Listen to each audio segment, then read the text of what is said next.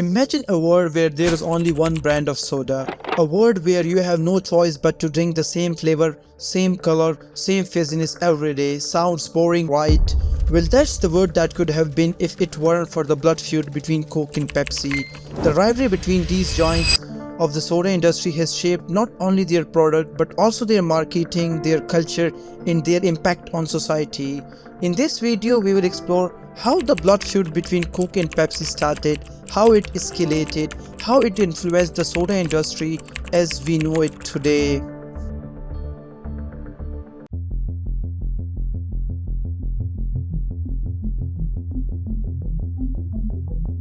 It is difficult to imagine a world without Coca-Cola, the most popular soft drink on earth. Pharmacist John Pemberton created the original formula on May 8, 1886 in Knoxville, Georgia. Pemberton earned his medical degree at age 19 from Reformed Medical College of Georgia in Macon.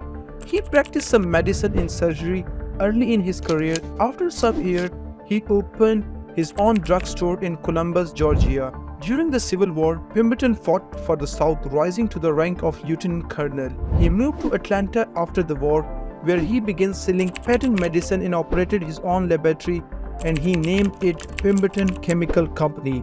One of the products he sold was Pemberton French Wine Coca, a drink made of wine and coca extract that was prescribed as a cure for nervous disorder, headache, and other ailment. The beverage was very similar to Vin Mariani, an extremely popular coca-based drink developed in 1863 in Paris. However, Pemberton's timing was bad. A year later, in 1885, when Atlanta forbade the sale of alcohol, Pemberton changed the formula and began selling only coca syrup. That year, Pemberton mixed a version of syrup with carbonated water in brass kettle in his backyard that would later become Coca-Cola. It contained extract of cocaine and cola nuts in a rich source of caffeine and added a sugar for sweetening instead of wine. Pemberton took concoction to Jacob Pharmacy nearby for tasting. There it was mixed with carbonated water as a soda. It was to be sold as a brand tonic and offered as an ideal temperance drink. You see, now the wine was removed so he can sell his wine coca, so he need a new name. His bookkeeper, Frank Robinson, came up with the name of Coca-Cola.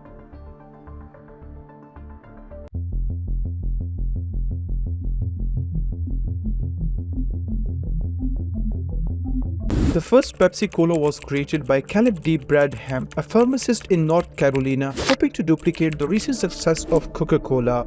Bradham named his sweet cola Brad's Drink in 1893. The drink proved so popular that in 1902, Bradham incorporated the Pepsi Cola Company. After many years of moderate prosperity, the company fell on hard times after World War I and was reorganized and reincorporated on several occasions in 1920.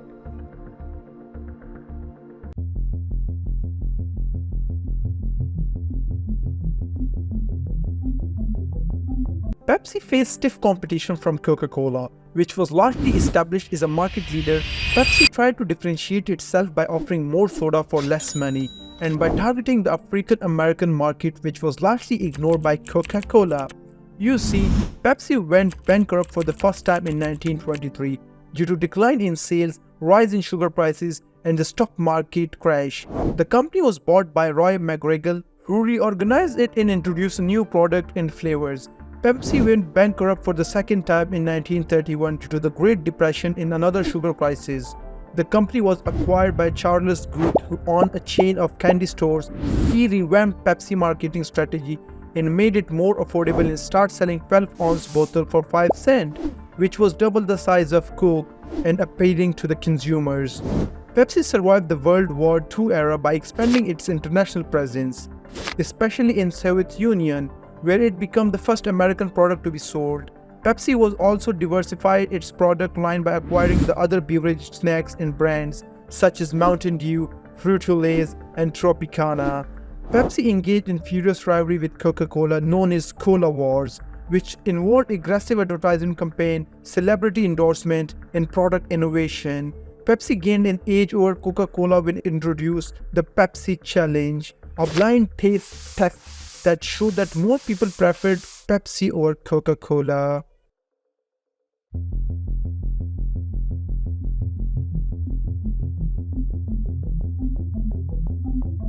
The rivalry between Coke and Pepsi intensified in 1975 when Pepsi launched a bold marketing campaign called Pepsi Challenge. The challenge was blind taste test that showed more people preferred the taste of Pepsi over Coke. The campaign was a huge success as it boosted Pepsi sales in market shares and challenged Coke's image as a leading cola brand.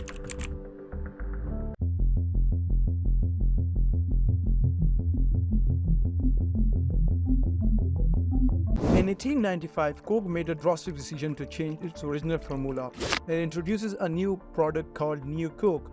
The new drink was supposed to be sweeter and smoother than the old one, and more similar to Pepsi's taste.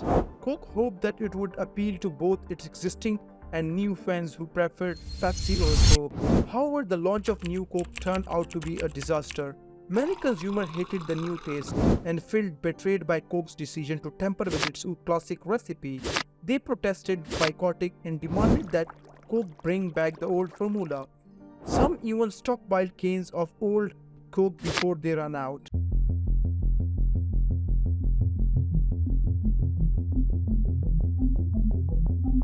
Pepsi and Diet Pepsi had a scare in 1993 when consumers in more than 20 states found syringes in the brand's soda can. The report, which quickly hit national news, created a panic among consumers, but it wasn't Pepsi's fault. Tampering, so it says the entire case is closed.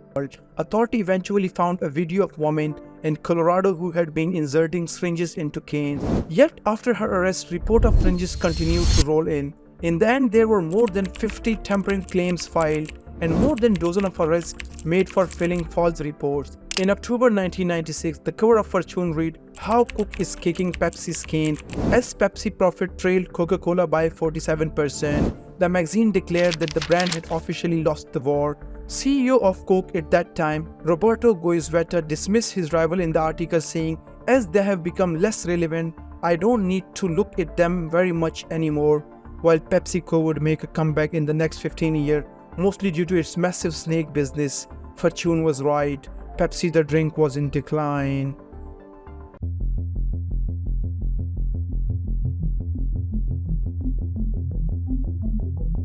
Pepsi has been one of the most popular carbonated drinks in the US for the decade, but in 2010 it was dethroned by Diet Coke as the second best-selling soda brand.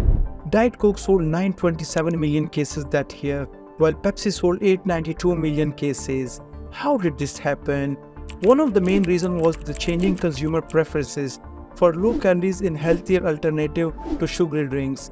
Diet Coke, which uses artificial sweetener like aspartame, appealed to many people who wanted to reduce their sugar intake and avoid obesity.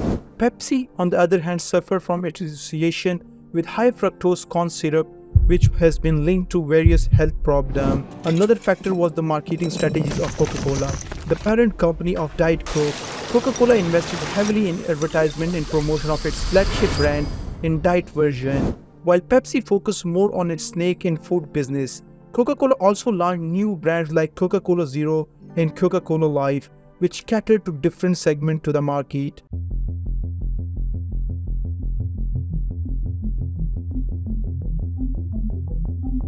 The Cola War may have started as a blood feud between Coke and Pepsi, but they ended up being a boon for both soda industry and consumers. They sparked a wave of innovation, competition, and creativity that shaped the soda landscape as we know it today. They also gave us memorable moments of entertainment, humor, and inspiration that we can still enjoy today.